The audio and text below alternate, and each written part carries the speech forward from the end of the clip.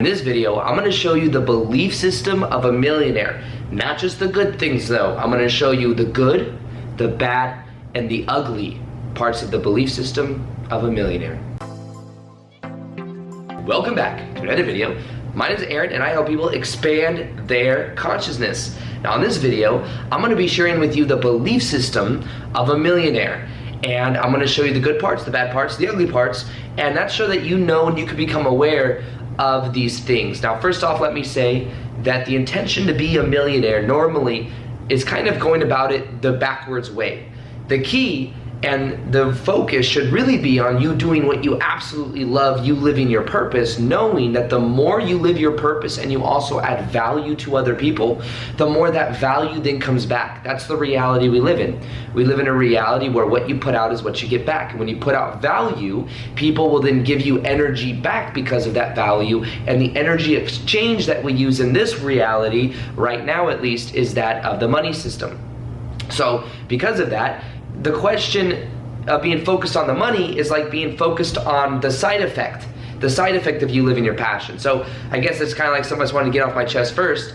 And in my own journey of success and accomplishing everything I have with, on my YouTube channel and everything I have in my life, I'm going to share with you the things that I've learned about the process of having the belief system of being a millionaire, of accomplishing that, and of also knowing that this is really about understanding more so and questioning the beliefs you already have.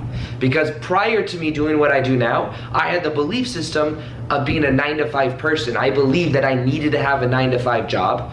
And because that was my belief, my actions, remember this is your vibration, a combination of what you think, what you feel, and how you act. These three things is what causes you to have a certain reflection in your life. Your reality will be equal to that. Well, I used to believe, think, feel, and act as a 9-to-5 type person. I had to go to a job. That was the story I told myself. Now, breaking out of that is what changed a lot. So first, let's go ahead and get into this video. I'm going to share with you some of the beliefs of millionaires and show you the good and the bad side of that. So first off, and some of the stories that I have about that as well. So the first one I wrote down has to do with being responsible for where you are in life. Now, many people that are millionaires at a certain point normally had sometimes even a rock bottom where they hit some type of bottom and they said, okay, I need to change something. And not only do I need to change something, I can change something. And that many times could be the trigger point. Now for myself, this is how I used to want to do it. And I'm not laughing at anybody that does this because this was me in the past. But the way that I went about manifestation maybe, 5 years ago is I literally would just think about it. I was working my 9-to-5 job and I would just think about it on the couch of like Tony Robbins or I met Jack Canfield one time. I was thinking, if they just meet me, they would somehow psychically see that I have this potential, and then they would be like, Aaron, you are going to make it. I'm going to put you on my stage and I'm going to let you and help you become this person you are meant to be. And that was the story in my head, and I was thinking about it a lot. But then eventually one day I had this realization. I need to actually be the kind of person, the version of me that would then be having the reality reflection that I want. So I said, okay, you may know the story. I saw myself and I was like, okay, if I make a video every single day for a year, my life will transform. I need to become the YouTuber before I am the YouTuber, if that makes sense. I need to just give myself permission to do it. So I started making daily videos. And once I applied that, once I realized I can change my reality, that's when things begin to change. I realized that no one's gonna put me on. Maybe there's some, lucky coincidence where someone can experience that, but I don't think it's as common. I think that it really is, we live in a physical reality and we have thoughts, feelings, and actions. Thoughts, feelings, and actions. These all three are aligned. So if I were to think of people putting me onto some, platform and feel it, but not act it, I'm not completing the circuit, you see? So people that are millionaires have the belief that they want to change and that they can change. So that's something as well, and that they're gonna take responsibility for where they are and then the direction for where they're going. So that's another common belief that many millionaires have. Another belief has to do with failure. If you think that you failed and you say and you declare it as failure early on and you give up, that's when you won't develop momentum. If after I made like 10 videos, I was like, well, I made 10 videos, I'm actually getting less views per video now that I have more videos out there, and given up, then I wouldn't be where I am today. But I trusted the vision, I trusted the process, and once again, I learned as I went. I even learned aspects of the business I didn't know that much about. For example, when I started making videos, there was this whole side of the business that had to do with understanding marketing, understanding what propelled people to click on videos. And you may notice, I got some flashy video titles. I got some flashy thumbnails, where the idea is that people click on it, then they see how much value's in the video, then they're happy they clicked on it, regardless of the yellow text or anything. Well, I had to learn marketing. I had to learn how that works so that I could then get and grow that vision.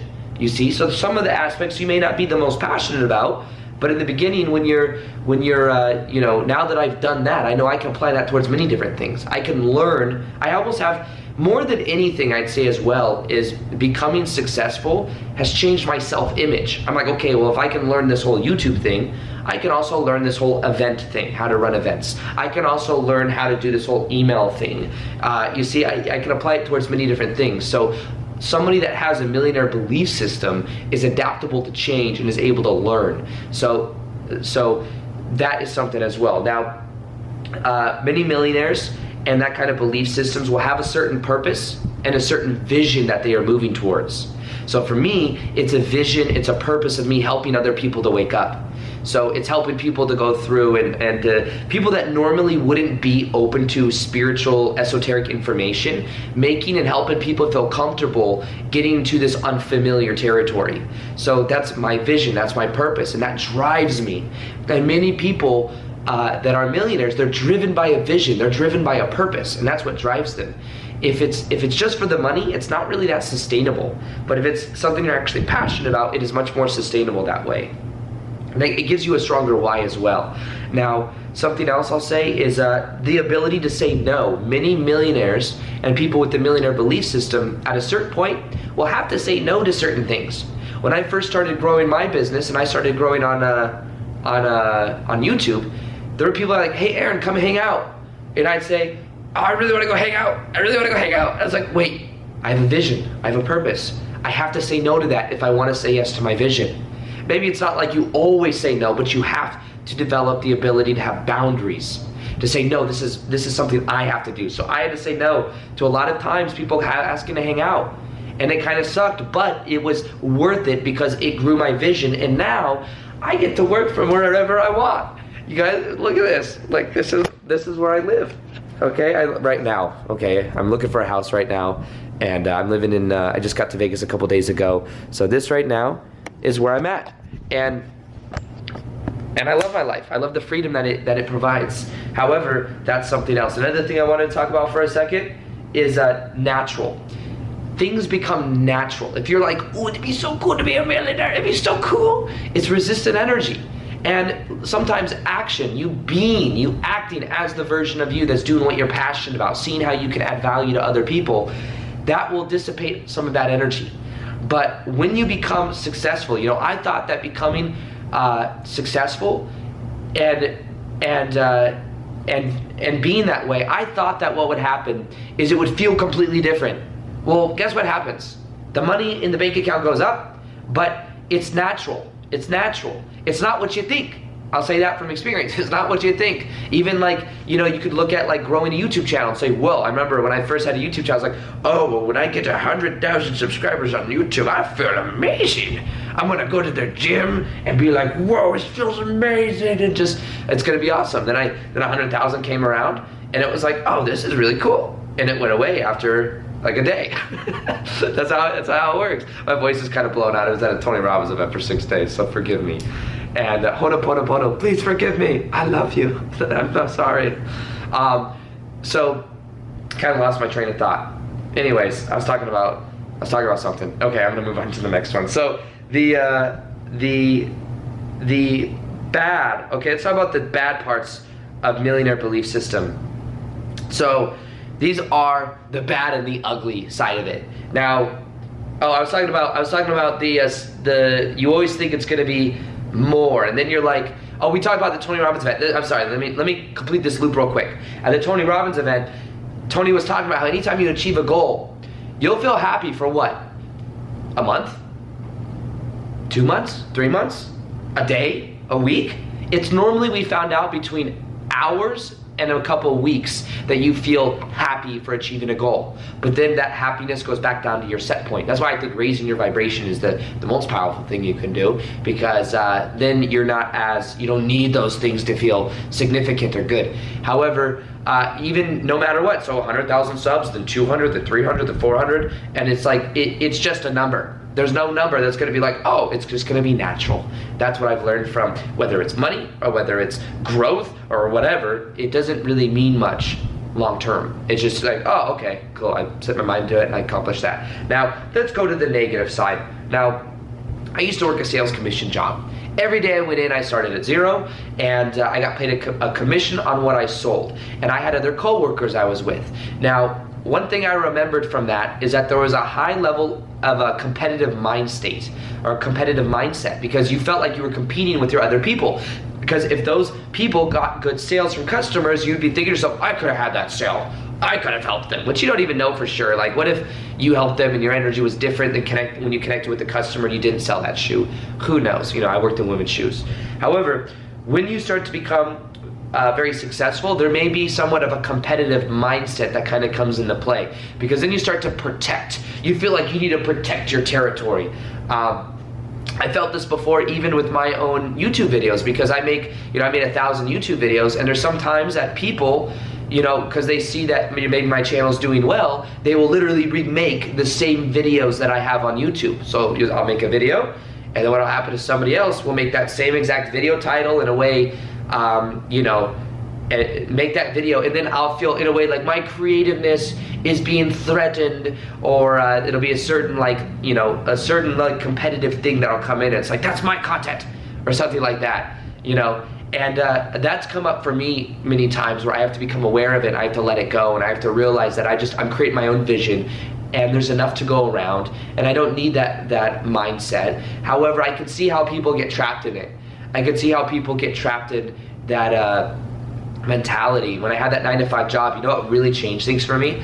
Is instead of going in every day competing with other people, I went in every day, and what I did is I had what's called a creative mindset. Now, a creative mindset is that where you realize that there's an abundance to go around, and you don't ever give it a meaning that says, oh, somebody else just had a great sale, now I'm not gonna have a great sale. You see what I mean? It's like knowing, oh, there's plenty of YouTube videos out, I can make my own videos, and know that there's a lot of people out there, and maybe someone explains it in a different way that resonates with them, regardless of the fact that it's the same title or whatever. So it's about really just being aware of that. There's always enough to go around. So the negative side of that, though, is the competition. So the other negative side effect of this is that it never is enough. With the negative beliefs of being a millionaire or being very successful like that, it's almost like because it becomes so natural.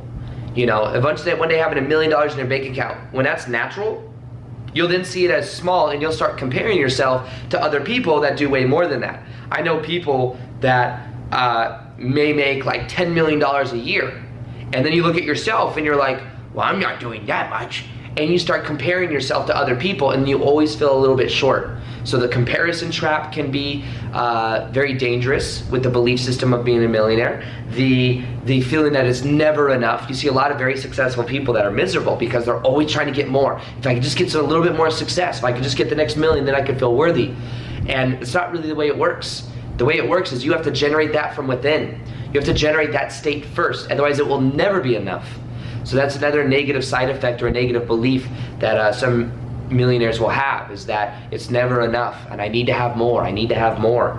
Now, something I became aware of with this as well is seeking significance. I was at the Tony Robbins event, and we're driven by 6 human needs. It's certainty, uncertainty, significance, love and connection, growth, and contribution.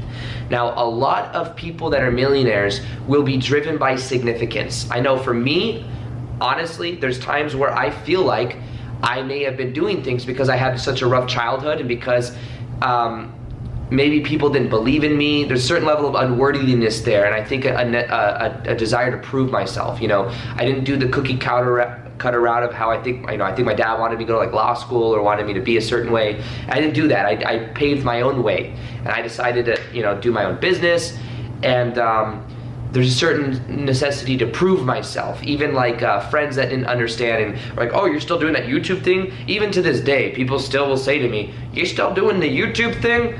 And it's kind of like, yeah, I'm a successful person too. You know what I mean? It's like this necessity to be significant.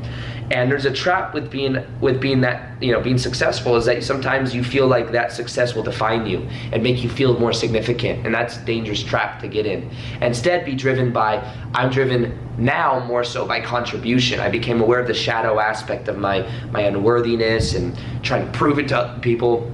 And now I'm more driven by love and connection and contribution and growth, which are higher vibrational needs to meet, versus significance and certainty, which is something I was primarily driven by a while ago. So that's another one. Another thing I'll say as well is sometimes you see with some people that start to become very successful, I know I've seen it with some YouTubers, you'll see some YouTubers, they start to lead with their success.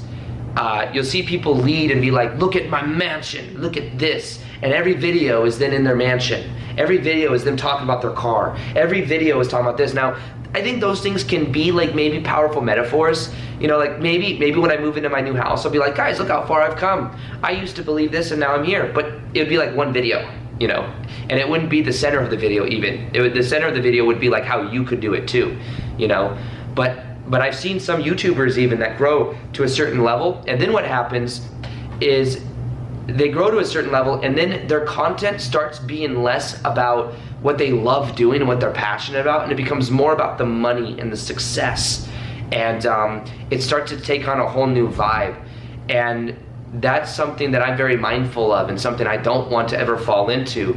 But I can see how it happens, because then they start to, in a way, they're so excited about it. But I think that's a very numbing thing. It's something that eventually that feeling goes away, or it becomes natural, but it takes the love and the passion out of it in a way. And you see it happen sometimes with certain YouTubers. Now, it's something that it could be a dark side of this as well. Now, those are some of the negative side effects. Now, here's what I recommend you do. Become aware of the beliefs you have about money.